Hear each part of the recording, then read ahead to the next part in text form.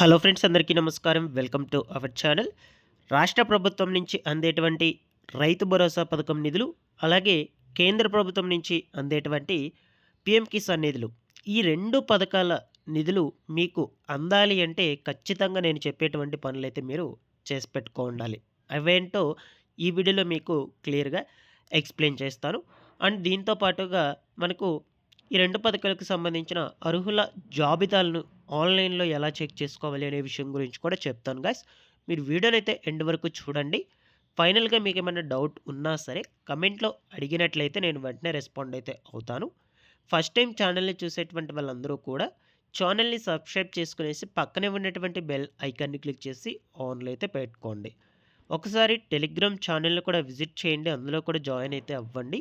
ప్రభుత్వ పథకాలకు సంబంధించి ఎటువంటి సమాచారం వచ్చినా సరే టెలిగ్రామ్ గ్రూప్ ద్వారా కూడా అప్డేట్ చేస్తూ ఉంటాను. లేట్ చేయకుండా టాపిక్‌లో గనుక వచ్చేసినట్లయితే, రాష్ట్ర ప్రభుత్వం రైతు భరోసా పథకం కింద ఎకరానికి ఏడాదికి మనకు 2 విడతల చొప్పున 6,000, 6,000 మొత్తంగా రూ. 12,000 రైతుల ఖాతాలకు విడుదల చేస్తూ ఉంది ఈ రేవంత్ సర్కార్ ప్రభుత్వము. అయితే ఈ 2026 సంవత్సరానికి సంబంధించి తొలి విడత రూ. 6,000 రైతుల ఖాతాలకు విడుదల చేయబోతున్నారు. అయితే ముఖ్యంగా ఈ రూ. 6,000 మీ బ్యాంక్ అకౌంట్స్‌కి పడాలి అంటే నేను చెప్పేటువంటి పనులు ఖచ్చితంగా చేసి పెట్టుకోండాలి. అండ్ దీంతో పాటుగా కేంద్ర ప్రభుత్వం నుంచి వచ్చేటువంటి పీఎం కిసాన్ 22వ విడత నిధులు రూ. 2,000 మీ బ్యాంక్ ఖాతాలకు పడాలన్నా కూడా నేను చెప్పేటువంటి పనులు ఖచ్చితంగా చేసుకోండాలనమాట. అవేంటో క్లియర్‌గా చెప్తాను. ముఖ్యంగా రైతులు ఎవరైతే ఉన్నారో ప్రతి ఒక్కరు కూడా 2 పథకాలకు సంబంధించి ఈకేవైసీ అనేది అప్డేట్ చేసి పెట్టుకోండాలి. మీకు ఈకేవైసీ అనేది అప్డేట్ అయ్యిందా? లేదంటే ఇన్‌కంప్లీట్‌లో ఉందా? అవ్వలేదా? అని ఎలా తెలుసుకోవాలి అంటే, ఈ 2 పథకాలకు సంబంధించి అఫీషియల్ వెబ్‌సైట్స్ అయితే ఉంటాయన్నమాట. ఇది పీఎం కిసాన్‌కి సంబంధించిన వెబ్‌సైటు. ఈ వెబ్‌సైట్‌లోకొచ్చి మీరు స్టేటస్ తెలుసుకోవడం ద్వారా మీకు అక్కడ చూపిస్తుంది.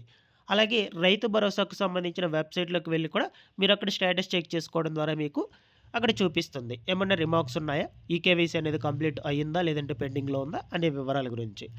అలాగే రైతు ఎవరైతే ఉన్నారో ఖచ్చితంగా గుర్తింపు కార్డు కలిగి ఉండాలి. Farmer ID. ఓకేనా? ఈ ఫార్మర్ ఐడీ లేకపోయినట్లయితే పీఎం కిసాన్ పథకం నిధులు అయ్యేటువంటివి రావు. పీఎం కిసాన్ పథకం నిధులు రాకపోయినట్లయితే రైతు భరోసా పథకం నిధులు కూడా రావన్నమాట మీకు. ఖచ్చితంగా మనకు కేంద్ర ప్రభుత్వము కొత్త రూల్ అనేది తీసుకురావడం జరిగింది. ఈ ఫార్మర్ ఐడీ అనేది కలిగి ఉండాలి. మీరు ఈ ఫార్మర్ ఐడీ అనేది ఈ పీఎం కిసాన్‌కు సంబంధించి వెబ్‌సైట్ అయితే ఉంది కదా! దీంట్లోనే చేసుకోవచ్చు. ఫార్మర్ ఐడీ రిజిస్ట్రేషన్ అని ఇక్కడే ఉంటుంది. మీ ఫార్మర్ రిజిస్ట్రేషన్ అని. ఓకేనా? ఎక్కడైనా చేసుకోవచ్చు. లేదు అనుకుంటే మీ దగ్గరలో ఉన్నటువంటి వ్యవసాయ కార్యాలయం ఏదైనా ఉన్నట్లయితే దానికి వెళ్ళైనా చేసుకోవచ్చనమాట. No problem. ఇక్కడేంటంటే మనకు ఈ రైతు గుర్తింపు కార్డ్ అనేది తప్పనిసరిగా ఉండాలని అయితే చెప్తూ ఉన్నారు. నెక్స్ట్ ఇకపోతే మీకు ఎంత పంట ఉందో ఆ పంట మొత్తం కూడా ఈ క్రాప్ నందు నమోదైతే ఉండాలి. ఓకేనా?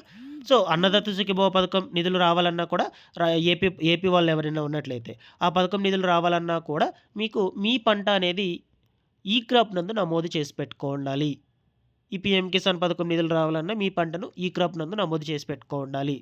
అధికారులే మీ దగ్గరకొచ్చి మీ పంట దగ్గరికి వెళ్ళి ఫోటో తీసి జియో ట్యాగ్ చేసి అప్లోడ్ చేస్తారు. ఇంత సెంట్లయితే ఇన్ని సెంట్లు పొలం ఉంది అనేది మెన్షన్ చేసి అయితే ఇవ్వటం జరుగుతుంది. అలాగా మీ పంటను ఈ క్రాప్ నందు నమోదైతే తప్పనిసరిగా చేపించి పెట్టుకోండాలి.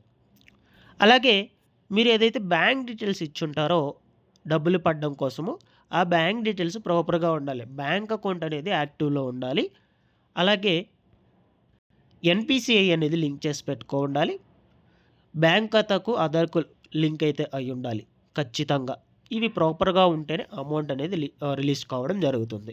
నెక్స్ట్ ఇకపోతే ఈ పీఎం కిసాన్‌కు సంబంధించి 22వ విడత నిధులు పడాలి అంటే ఈ బెనిఫిషియరీ లిస్ట్‌లో మీ పేర్లు ఖచ్చితంగా ఉండాలండి. బెనిఫిషియరీ లిస్ట్ ఎలా చెక్ చేసుకోవాలో ఇప్పుడు నేను మీకు వన్ బై వన్ అయితే క్లియర్‌గా చెప్తాను. ఇది పీఎం కిసాన్‌కి సంబంధించిన వెబ్‌సైటు. ఇక్కడ కిందకి స్క్రోల్ చేసినట్లయితే ఇక్కడే ఉంటుంది మనకు బెనిఫిషియరీ లిస్ట్ అని. థర్డ్ రోలో. ఆ బెనిఫిషియరీ లిస్ట్ అనే ఆప్షన్ మీద క్లిక్ చేయగానే ఇలాగా స్టేట్ అడుగుతుంది. అలాగే డిస్ట్రిక్ట్ కూడా అడుగుతుంది. మీ డిస్ట్రిక్ట్ ఏదో సెలెక్ట్ చేసుకోండి. ఇక నెక్స్ట్ పోతే బ్లాక్ అడుగుతుంది. దాని తర్వాత విలేజ్ నేమ్ అడుగుతుంది. అన్నీ సెలెక్ట్ చేసుకొని గెట్ రిపోర్ట్ అని కొట్టినట్లయితే నేమ్స్ ఈ విధంగా అయితే వస్తాయండి. కిందకి స్క్రోల్ చేసినట్లయితే 1, 2, 3, 4, 5 అని అయితే ఉంటాయి. సో, మీ ఫస్ట్ ఈ బాక్స్‌లో మీ నేమ్ లేనట్లయితే నెక్స్ట్ 2 కొట్టండి. ఈ బాక్స్‌లో కూడా మీ నేమ్ లేనట్లయితే నెక్స్ట్ 3 కొట్టండి. ఓకేనా? సో, ఇలాగా మీ పేర్లు ఉన్నాయా లేదా అని చెక్ చేసుకోండి. ఈ బెనిఫిషియరీ లిస్ట్‌లో పేర్లు ఉంటేనే అమౌంట్స్ అనేటువంటివి కూడా విడుదల చేస్తారండి. లేదంటే చెయ్యరు. ఓకేనా? సో, ఇలాగా ఈ 2 పథకాలకు సంబంధించి అలాగే ఏపీ వాళ్ళకు అన్నదాత సుఖీభవ పథకాలకు సంబంధించి నిధులు జమ అవ్వాలి అంటే నేను ఏవైతే పనులు చెప్పానో సో, వాటన్నిటిని కూడా ఖచ్చితంగా చేసి పెట్టుకోండాలి గాయ్స్. ఇందులో ఏమన్నా మీకు డౌట్ ఉన్నా సరే కామెంట్ సెక్షన్‌లో అడగండి. నేను వెంటనే రెస్పాండ్ అయితే అవుతాను. Thanks for watching this one.